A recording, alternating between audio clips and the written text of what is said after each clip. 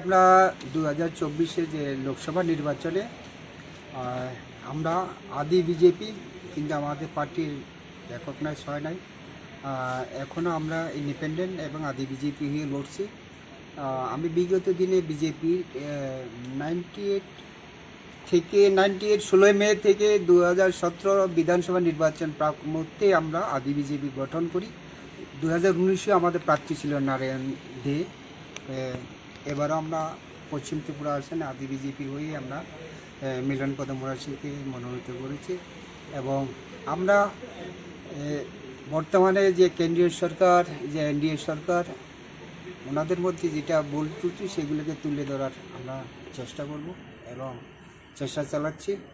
এবং যেটা আমাদের নৈতিক যারা পুরানো বিজেপি কার্যকর্তা এবং ত্রিপুরার মধ্যে যেটা সঠিকভাবে এখনও সবকা সাথ সবকা বিকাশ হয় নাই, তার দূরীকরণ করার জন্য এবং সার্বিকভাবে এখন বর্তমানে যে পরিস্থিতির নিরিখে আমরা এখানে প্রার্থী দিতে হয়েছে।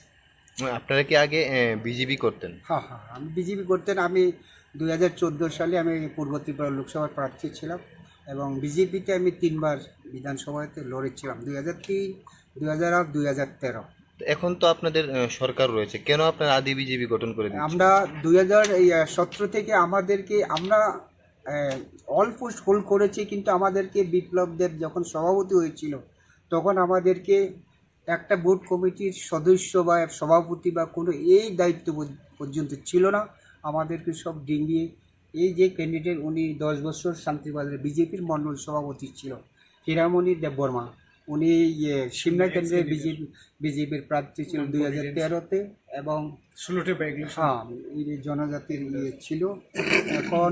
এখনও কিন্তু আমরা সারা রাজ্যে পুরানো বিজেপিরা খুবই কষ্টে আছে, বঞ্চিত আছে।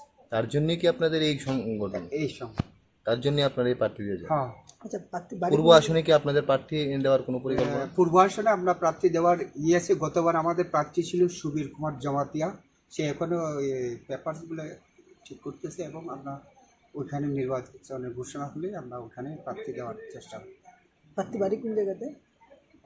ওনার বাড়ি হলো শান্তিবাজার সাব ডিভিশন পতিশ্বরী, যেখানে রাসমেলা হয়, মোরা সিংহের রাসমেলা, ওই জায়গাটা।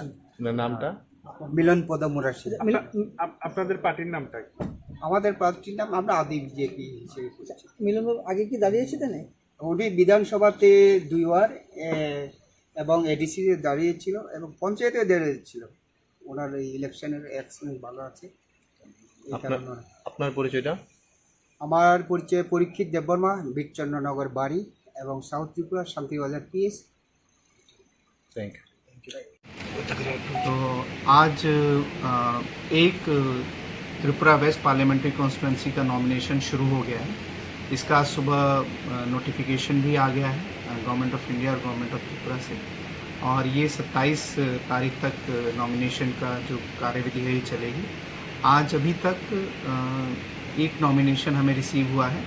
ये नॉमिनेशन श्री मिलन पद मुरा सिंह जी ने, जो विलेज पतिचरी शांतिर बाजार से हैं, उन्होंने सबमिट किया है।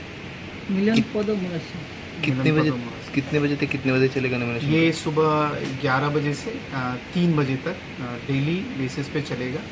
इसमें नोटिफिकेशन में कुछ हॉलीडेज़ भी हैं, जैसे आई थिंक 24-25 को छुट्टी है और 23-24-25, और डिटेल नॉमिनेशन में आपको सब क्लियर हो जाएगा, परंतु टाइमिंग यही है 11 बजे से 3 बजे तक।